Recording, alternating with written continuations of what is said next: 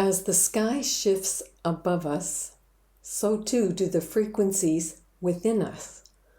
One of the most powerful, and I think it's often overlooked, is a universal principle, the law of vibration. Simply put, everything is energy, not just the stars, not just your body, but your thoughts, emotions, and intentions. All of it is vibrating, pulsing, and moving in alignment with a frequency that either harmonizes or clashes with what surrounds you.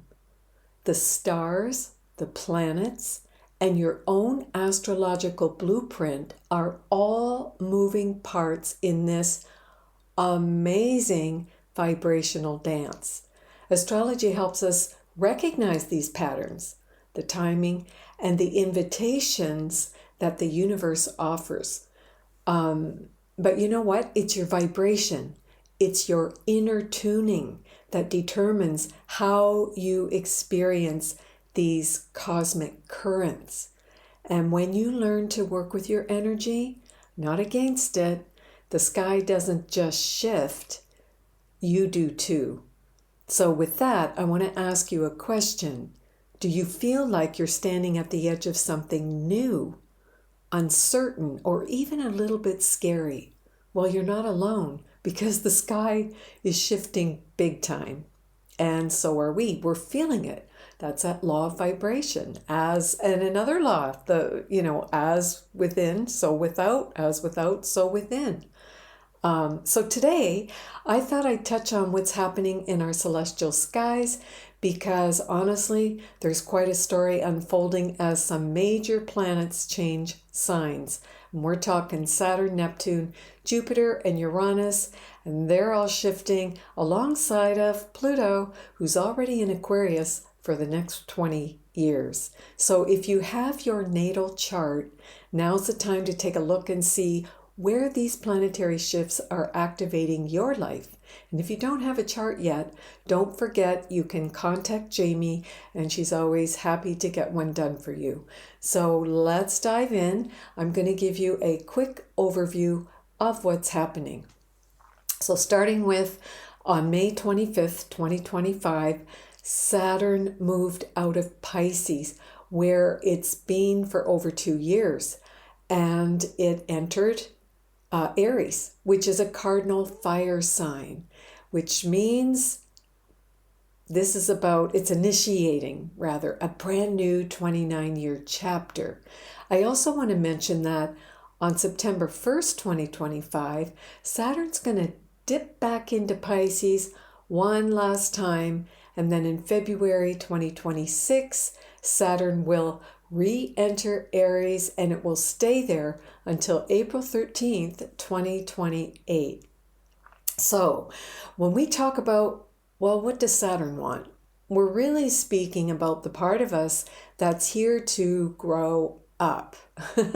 Spiritually, emotionally, practically.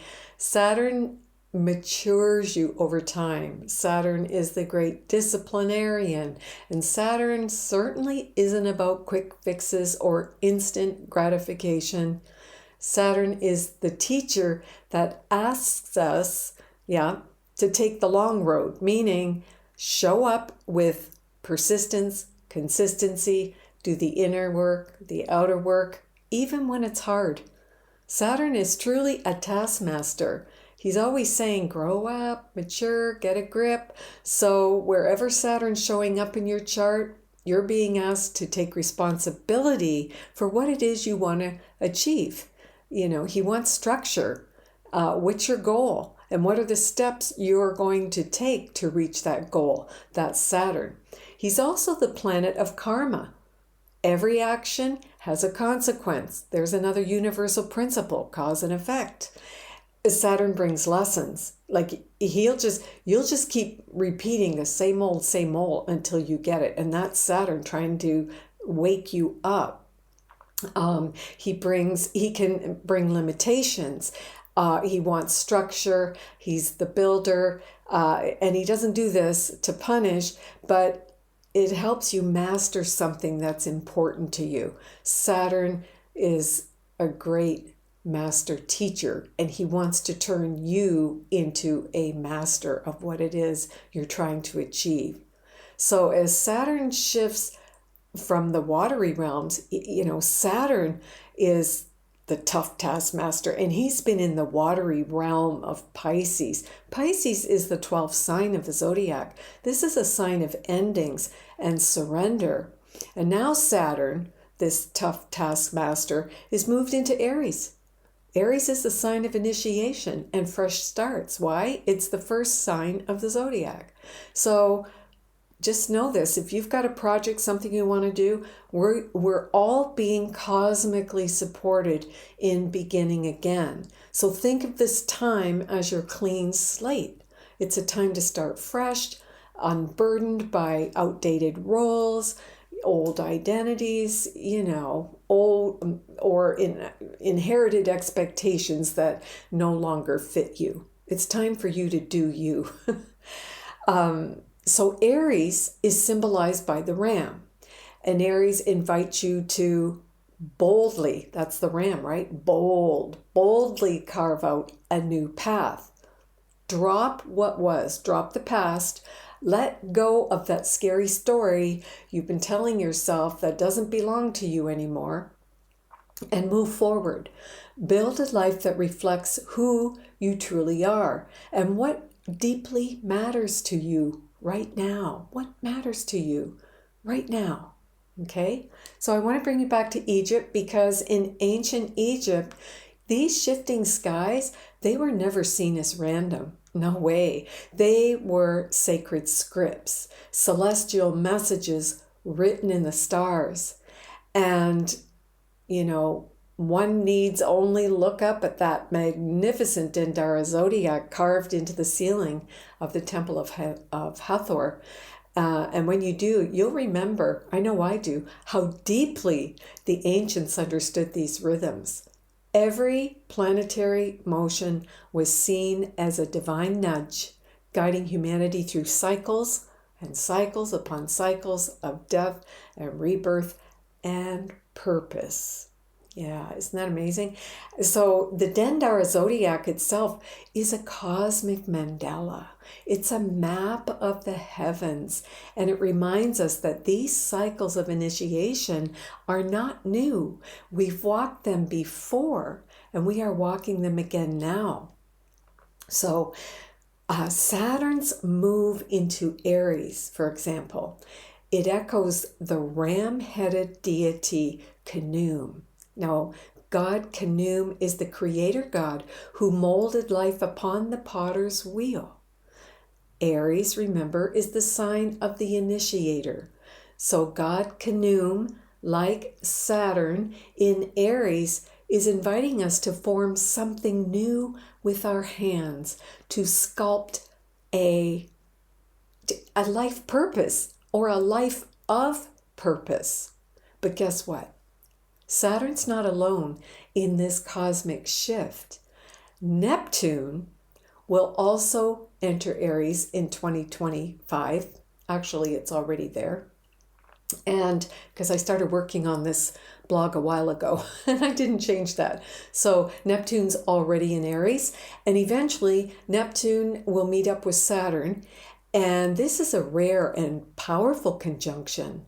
Now, Neptune dissolves the illusions of certainty. And you know what? We all want certainty, but no, Neptune dissolves that. So dissolving the illusions of certainty and control softens boundaries and expands our vision, while Saturn builds structure and insists on reality. I like to remember Sri Sathya Sai Baba, when he said, life is a game, play it. Life is a challenge, meet it. Life is love, live it. That's kind of Saturn. It's like, face reality. Hey, it's a game, guys. In fact, you can think of the zodiac as one big playing board, the game of life. And we have to play the game, like the hero on a journey. going from Aries, Taurus, Gemini, learning all the lessons and ending in Pisces and then starting all over again. It's a spiral of evolution. So anyway, back to Neptune and Aries. When these two meet, Neptune and Saturn meet in Aries, well, we're being asked to bring our dreams, Neptune, down to Earth and embody them, Saturn. It's like, stop chasing ideals without action. What's the point? Stop chasing rainbows. Stop talking about it and take action, because this is about living the vision with your feet on the ground and your heart wide open. So in a nutshell, here it is. It's time to turn what's personal, Aries, your personal dream, Neptune, into reality, Saturn. All right, so I'm taking you back to Egypt again. During our Egypt pilgrimages, it is amazing standing in the silence of ancient temples. Many feel this stir, this call within them to bring the personal dream into reality. Honestly, I felt it myself. It's like a remembering of a higher vision, Neptune, that longs to be made real, Saturn. There's just something about walking where the ancients walked that awakens this clarity. It's as if the stones themselves whisper, "It's time, it's time." So anyway, back to Saturn and Neptune in Aries. It says it's the end of living in fantasy. It's the end of waiting for permission. We're being invited to align inspiration with responsibility and discipline. Make it happen. So what do you truly believe in? What do you want? Are you ready to bring that project into form? Are you ready to give it form? Are you ready to stand for it? So there you go. That's Saturn and Neptune. And you know what? There's so much more, but I think you get the gist of it. All right, let's move into June, when Jupiter, the planet of blessings, opportunity, expansion, Jupiter's also known as the guru of the zodiac. Well, it's moving into the cardinal water sign of Cancer, bringing blessings to the realm of home, family, and emotional nourishment. So it's a time to come back to what truly feeds your soul. What feeds you? To nurture yourself and those you love in a deeper, more authentic way. It's also a really beautiful time for healing the past and reconnecting to your roots with new eyes and an open heart. Next, let's look at Uranus. We can't forget Uranus. Well, he's not going to let you forget him anyway, because he's the planet of unexpected change, shock and awe, pull the rug out from under your feet. But he's also the great awakener of the zodiac, and he's moving out of Taurus, where he's been for, 7-8 years, quite a while, and he's moving into the mutable air sign of Gemini. So it's Uranus, the great awakener of the zodiac, that's now lighting up the sign of communication, ideas, how you process your thinking, how we connect. Oh boy, I think we're just going to have to sit back and keep an open heart, because revolutionary changes in AI, in how we speak our truth, how we share information, how we relate to one another, revolutionary changes, because Uranus is revolutionary. So again, I'm taking you back to Egypt, because when I think about Uranus, I automatically vision imagine in my mind the symbols, hieroglyphs, oh my gosh, and all the sacred geometry on the walls of Egypt, proof that truth was once communicated not only with words, but with vibration, image, and frequency. as Uranus rewires how we think and communicate, we may feel drawn back to this kind of intuitive knowing. Yeah, because he can, he's an outer planet, and revolutionary ideas, inspiration, like genius, thinking out of the box ideas. You can be just channeling all of this. And when I look at Egypt, I think, oh my gosh, what was in the mind of these people? Like, seriously. So, but listen, I have to say this. If you're going to ride this wave with Uranus in Gemini, here's what's needed. You must stay curious, flexible, and willing to think outside the box. Oh yeah, huge change. Let's put it all together here. Can you imagine with Uranus, AI? AI is already gone bonkers. Can you imagine where AI is going once Uranus is in Gemini? Oh, wow. I just can't even imagine. So, alrighty, where am I now? Okay, I want to end with this. I'm going to put it all together. So, we're not just starting a new chapter. We are beginning an entirely new book, because all these outer planets, they are moving signs. 2025 is an absolutely huge year, astrologically speaking, and with the law of vibration, these planets are having huge impact on us. And remember, and maybe I'll do this in another podcast, but these planets are related to your chakras. And everything is being, as within, so without, everything is being activated. So we're beginning an entirely new book. And the old maps, they're not going to guide us where we're going with this new energy. The invitation now is to lead your life with courage, to root or anchor the light into what matters, and to create from a place of deep authenticity. It's like, this is the time you have to be you. Stop making yourself up.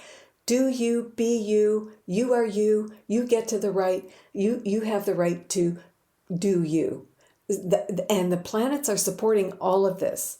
So let all the illusions fall. Put the past to rest. Be done with it. And from this sacred, messy, beautiful moment, begin again. On another note, if you're feeling this cosmic nudge to realign, release, or reinvent, trust it. Trust it. You're not imagining things. The skies are echoing what your soul already knows by the law of vibration, right? You're picking up on this energy. It's in you, it's outside of you, and now's the time. So if you want some support in navigating where these planetary shifts are activating your personal path, I'm here for you. You can book an astrology reading or reach out, receive a natal chart if you don't have one yet. And if you're walking through change, any kind of change, and I know that, change is the only constant. There's change in 24 hours, in moment to moment, we are going through change. But if you're dealing with some massive change, or you've got grief, oh my gosh, I know all too well what that grief's about, or deep transformation going on, you are not alone. The whole entire planet is going through these things. And let me just say this, these times are holy, sacred, even if they feel messy. There's something being born. It's like the chrysalis. Yeah, something's being born. They're sacred. They're holy, even if they're messy. Can't say it enough. So I'll continue to share guidance and reflections in this space, so stay tuned.